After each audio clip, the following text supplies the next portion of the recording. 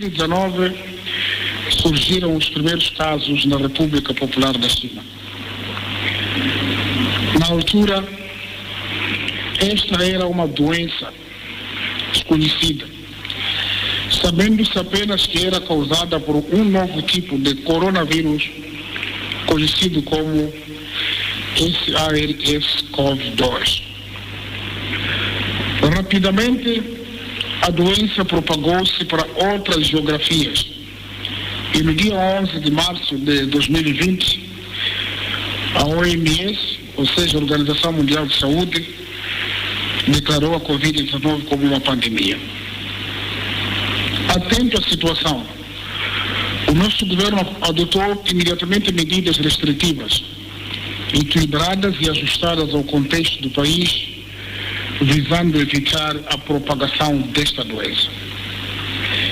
Na altura, Moçambique não tinha registro de qualquer infecção da Covid-19, fato que veio a ocorrer no dia 22 de março. No dia 25 de março, o Conselho de Ministros criou a Comissão Técnico-Científica para a Prevenção e Resposta à Pandemia da Covid-19, um órgão de consulta e assessoria técnica ao governo. Dada a evolução da situação no mundo, na nossa região, e muito em particular em Moçambique, declaramos na semana seguinte o estado de emergência por calamidade pública por um período de 30 dias. Nessa altura, o número de casos era menos que uma dezena. Da vigência da primeira declaração do estado de emergência, de 1 a 30 de abril, o número de casos evoluiu para 76, o número que foi subindo ao longo das prorrogações subsequentes. A evolução similar ocorreu na nossa região, no continente africano e em todo o mundo.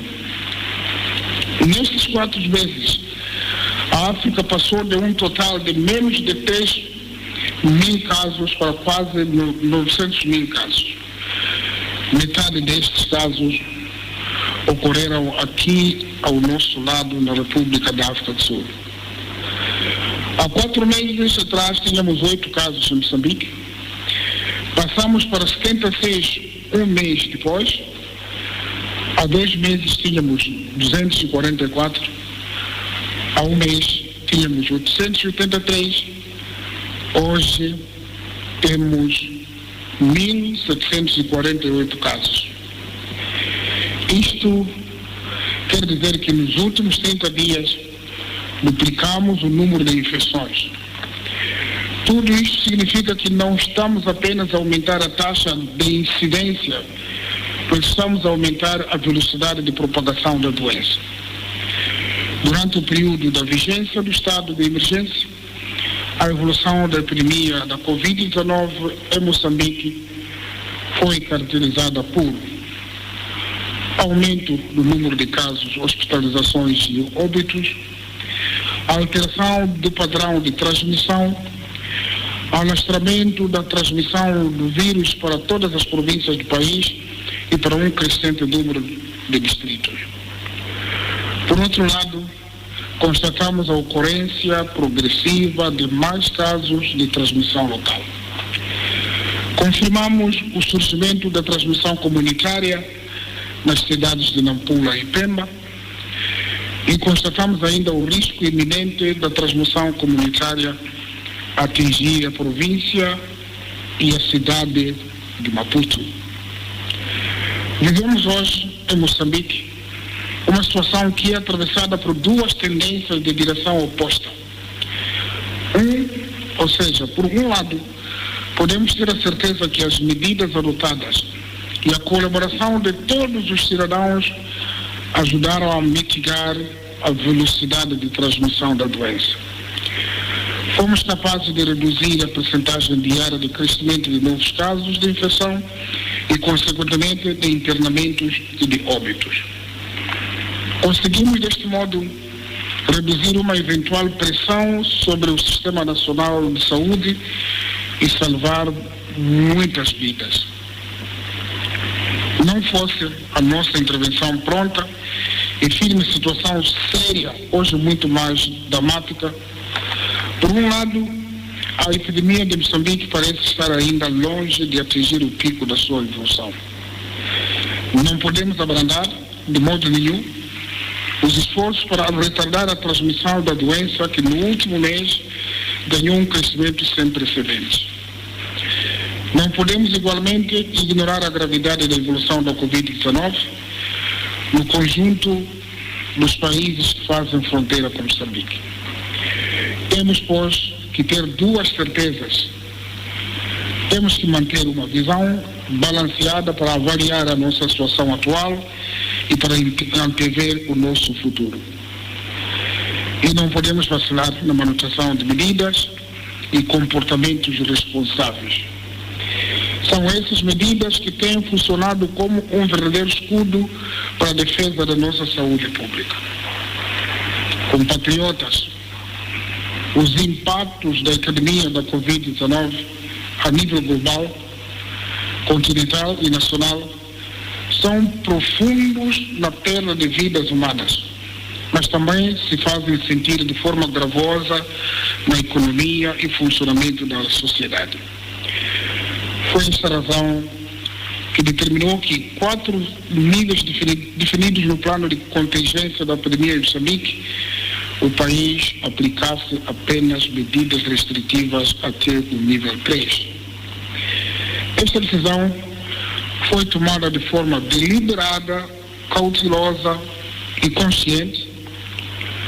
A estratégia por nós adotada minimizou convulsões sociais que foram observadas em outros países que declararam o confinamento total, pois, em nome da proteção da saúde pública, muitos cidadãos ficaram desprovidos de recursos básicos para o seu sustento e das suas famílias. Nestes 4 meses, conseguimos atrasar a evolução da doença. Ganhamos tempo para preparar o nosso sistema de saúde e fomos capazes de testar a disciplina e a criatividade do nosso povo, do Rovuma ao Maputo, do Índico ao Zumbo. Mais do que proteger o Sistema Nacional de Saúde, queremos proteger a vida dos nossos cidadãos, dos nossos pais e filhos, dos nossos trabalhadores, dos profissionais de saúde e dos membros das Forças de Defesa e Segurança. Numa só palavra, a nossa prioridade é proteger a vida dos moçambicanos e dos cidadãos estrangeiros que aqui residem. Os resultados que alcançamos foram fruto do aconselhamento dos órgãos de consulta do Presidente da República, que foram decisivos na definição de estratégias sabiamente materializadas por profissionais de diversas áreas. Deve merecer particular destaque a Comissão Técnico-Científica e os profissionais de saúde, que desde a primeira hora têm revelado o notável contributo desta batalha coletiva. Compatriotas, durante 4 meses tomamos as medidas que devíamos tomar. Estamos orgulhosos do que fizemos todos juntos, cidadãos e governo. Estamos orgulhosos porque uma grande maioria implementou com consciência as recomendações de comportamento individual e social que todos conhecemos. Estamos orgulhosos, mas não estamos tranquilos. Porque para vencer uma batalha como esta, não basta que exista uma maioria cumpridora. É que preciso que todos cumpram. É preciso que sejamos todos soldados nesta guerra contra o vírus. E ainda falta muito trabalho para que essa minoria seja parte deste grande exército que luta a favor da vida e do futuro. Chegamos ao fim deste período. Podemos ter uma certeza. Temos que consolidar os ganhos que alcançamos nos últimos 4 meses. Repito, temos que consolidar os ganhos que alcançamos nos últimos 4 meses. Para isso, não basta que respeitemos as medidas emanadas pelas autoridades. É preciso mais. É preciso que o respeito pelas medidas venha de dentro de nós. Usamos máscara porque respeitamos os outros, os nossos familiares, os nossos amigos, os nossos colegas. Usamos máscara ou viseira não porque a polícia está de perto ou por perto. Usamos porque temos consciência, lavamos as mãos e guardamos o distanciamento social não por uma imposição que vem de cima. Essa imposição tem que vir de dentro. O respeito pelas boas práticas de prevenção revela o nosso civismo, revela o nosso amor pela vida. O governo fará o seu papel. Mas terá que contar com o apoio e a solidariedade de todas as moçambicanas e todos os moçambicanos.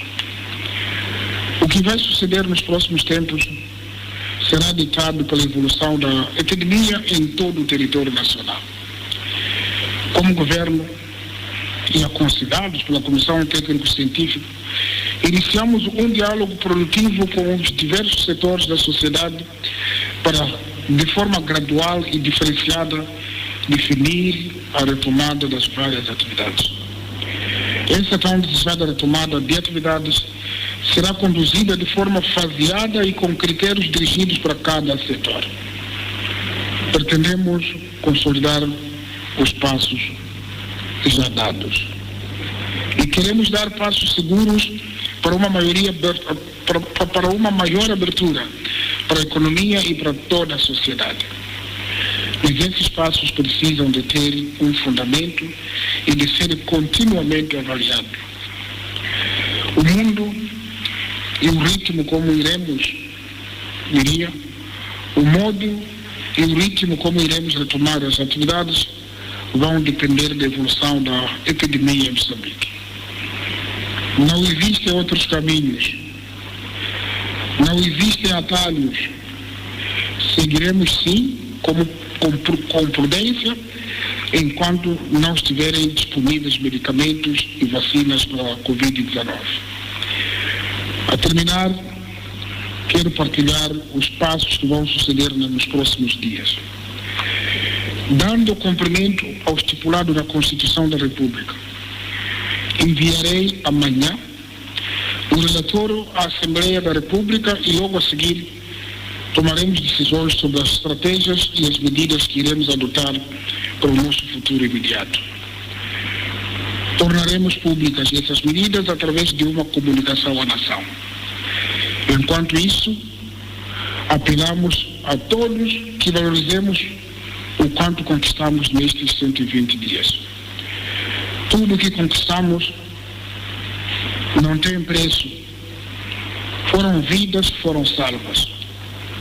Foi capacidade de organizar respostas, foi uma maior comunhão entre todos nós. Nestes dias que se seguem, todas as medidas atualmente em vigor devem continuar a ser seguidas com a mesma alma e o mesmo vigor de sempre. De pouco vale ficarmos impacientes. De nada vale agirmos com medo. O contrário da impaciência não é o desleixo. O contrário do medo não é a inconsciência. Este caminho será ainda longo e não terá pausa nem autorizará cansaços. Precisaremos de permanecer juntos, precisamos de inventar todos nós uma nova maneira de vivermos em sociedade. Inspirados no nosso hino nacional, devemos unir os milhões de braços para transformá-los numa só força. Essa força vencerá a pandemia. Muito obrigado pela atenção dispensada. Muito obrigado, Excelência. Acabamos de transmitir em direto e em cadeia nacional a comunicação à nação proferida pelo Presidente da República, Filipe Nyusi, a partir da província de Tete, no contexto do estado de emergência, sobre as medidas de prevenção